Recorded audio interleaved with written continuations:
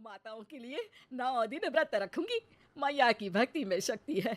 मैया हमारे परिवार को अपना आशीर्वाद जरूर देंगी। लेकिन अपना शरीर तो देखिए माँ जी, आपका एक पाँव घर में रहता है और एक पाँव डॉक्टर के यहाँ। फिर से बीमार हो गई तो जय माता दी के साथ राम नाम सत्य भी। अरे राम राम राम, कैसी बातें कर रही हो बहू।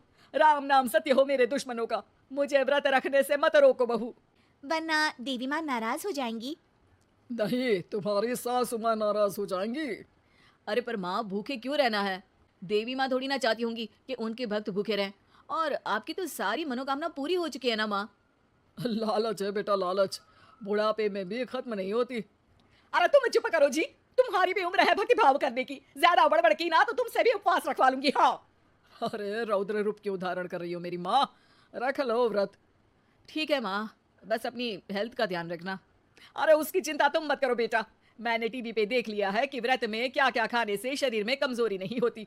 अच्छा ही है, वरना ऐसा ना हो कि 9 दिन के बाद तुम मैया के द्वार की जगह सीधा हरिद्वार।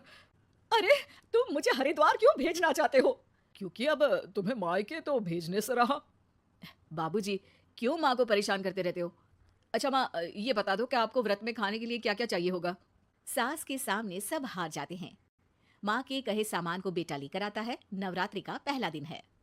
नाश्ता कर लो, स्वस्थ रहो, मस्त रहो। मेरा व्रत से ध्यान भंग मत करो। अच्छा ठीक है ठीक है, भूख लगेगी तो मेरी तरफ मत देखना। आई बड़ी। तुम कोई खाना हो जो तुमको देखूंगी। आए बड़े। माँ जी, ये लीजिए आपका फरियाली मिक्सचर, इससे व्रत नहीं टूटेगा। अरे इतना सा? दिन भर भूखी रहने वाली हूँ, थोड़ा तो और ला दे। पर ये सब तो सपोर्ट के लिए होता है ना माँ जी, पेट भर के थोड़ी ना खाना होता है। करवा चौथ का व्रत नहीं रख रही हूँ जो कुछ ना खाऊं पीऊं। हाँ यार, ये तो मैंने सोचा ही नहीं।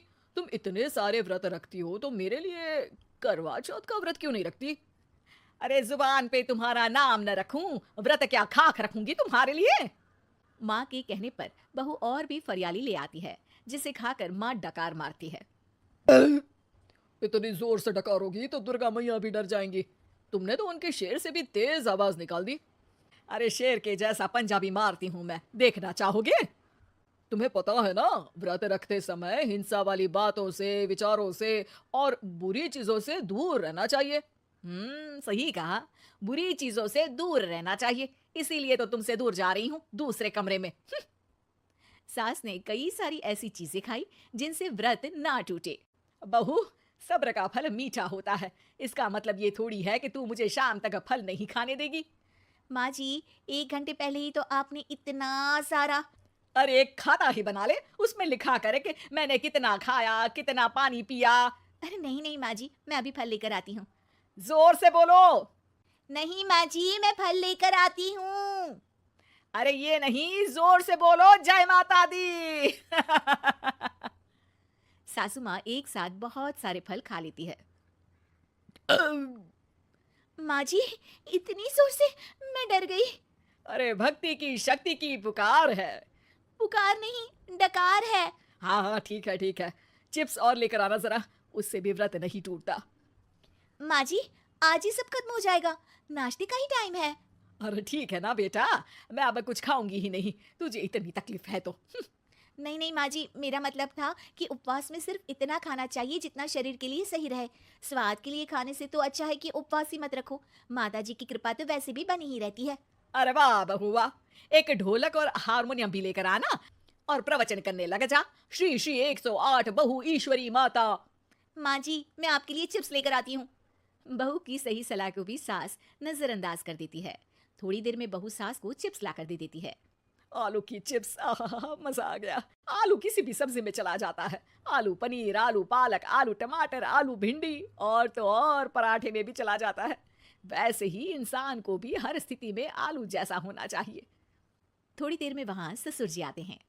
क्या चिप्स खा रही हो? अरे नहीं जी। दिख तो चिप्स ही रही है। अरे तो पूछ क्यों रहे हो? अरे गुस्सा क्यों हो रही हो? उपवास में गुस्सा नहीं करना चाहिए। और ऐसा तो है नहीं कि सिर्फ तुम उपवास करती हो, हमने भी तो किया होगा कभी। नहीं जी नहीं, तुम तो कर ही नहीं सकते। तुम उपवास में भी भेजा खाओगे और भेजा खाने से उपवास टूट जाता है। अच्छा थोड़ी सी चिप्स मुझे दे दो, मन ललचा रहा है। नहीं, उपवास के लिए है। तुम अपना खाना खा लेना जो भी बने। पूरा दिन सास कुछ ना कुछ खाती रहती है। जैसे ही रात होती है, बस उपवास हो गया, अब मैं खाना खाऊंगी। जो दिन भर से खा रही थी उसको क्या बोलते हैं? बाबूजी क्यों माँ को परेशान करते रहते हो? अरे लड़के, तेरी माँ दिन भर से इतना खा चुकी है कि देश में भूखमरी की समस्या इसी की वजह से बढ़ रही है। और खाने की दिक्कत नहीं है, कितना भी खाए, लेकिन सेहत इधर उधर होती रहती है। कुछ ऊपर नीचे हो गया तो तेरी माँ खाने के बाद हाथ धोएगी और तू अपनी माँ से हाथ धो बैठेगा। अरे इत्तू सा तो खाया था, उपवास भी ना तोड़ू क्या? ठीक है, नहीं खा रही बस। अरे बहू, तुम ही बताओ, ये इत्तू सा मतलब कितना खाया है इसने? ना जी ना, मैं कुछ नहीं बोलूंगी। खाना दे रहे हो या नहीं, या 9 दिन बिना जल के उपवास रख लूं? देने के लिए धमकी अच्छी है, सुनने में भी डरावनी लग रही है, पर जैसे तुम्हारी जुबान में स्वाद का खून लगा है ना, तुम भूखी नहीं रह पाओगी। मैं कसम खाती हूँ जी। अरे देखो, कसम भी खाओगी तुम।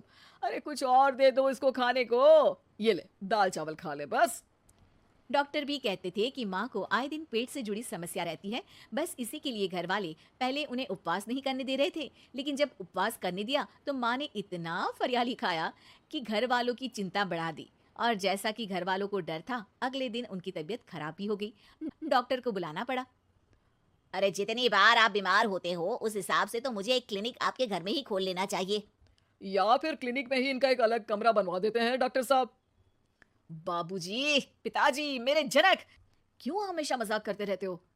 डॉक्टर साहब, माँ का पेट खराब है। क्या खाया था? जो मिला जो दिखा सब कुछ। अरे बस भी करो जी। बस तो तुमको करना था खाते वक्त। देखिए, खाना अच्छी बात है और उपवास भी आदमी को रखते रहना चाहिए, लेकिन तब जब शरीर लायक हो। पहले दिन ही बीमार हो गई तो 8 दिन कैसे होगा? आप व्रत मत रखो और खाने पीने पे ध्यान दो। मैं गोलियां दे रहा हूँ। आप भी कुछ खाने को ही दे रहे हो? हाँ, इससे जल्दी ठीक हो जाएंगी, समझ गई आप? अब तो वो तो ठीक ही होना है ना मुझे। जोर से बोलो। जय माता दी। जय माता दी। जय माता